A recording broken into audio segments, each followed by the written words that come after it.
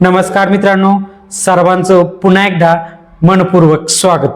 मित्रांनो, आजच्या व्हिडिओमध्ये एक ब्रास म्हणजे किती स्क्वेअर फूट। समजा एक भिंत आहे बांधकामामध्ये केलेली, किंवा समजा एखादं प्लास्टर आहे, प्लास्टरची भिंत आहे, किंवा समजा एखादा स्लॅब आहे एक ब्रासचा, तर एक ब्रास म्हणजे किती स्क्वेअर फूट किंवा एक ब्रासचं माप किती असतं या व्हिडिओमध्ये माहिती सांगितली जाणार आहे।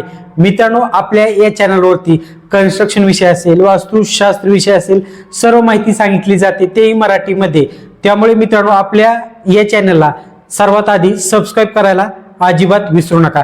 मित्रांनो, समजा एक भिंत आहे, त्या भिंतीची बांधकामामध्ये केलेली एक भिंत आहे, समजा त्या भिंतीची लांबी 10 फूट आहे आणि उंची 10 फूट आहे।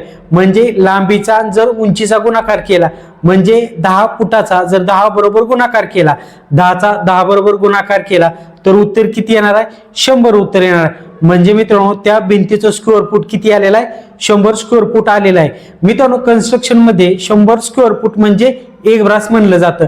असं 200 उत्तर आलं म्हणजे 200 स्क्वेअर फूट आलं तर 2 ब्रास, 300 स्क्वेअर फूट आलं तर 3 ब्रास, 400 स्क्वेअर फूट आलं तर 4 ब्रास, 500 स्क्वेअर फूट आलं तर 5 ब्रास। असं मित्रांनो, कन्स्ट्रक्शन मध्ये ब्रासचं माप असतं। समजा एखादा स्लॅब आहे, स्लॅबचं लांबी समजा 10 फूट असेल, रुंदी 10 फूट असेल, म्हणजे लांबीचा जर रुंदी बरोबर गुणाकार केला तर उत्तर किती येणार? 100 उत्तर येणार।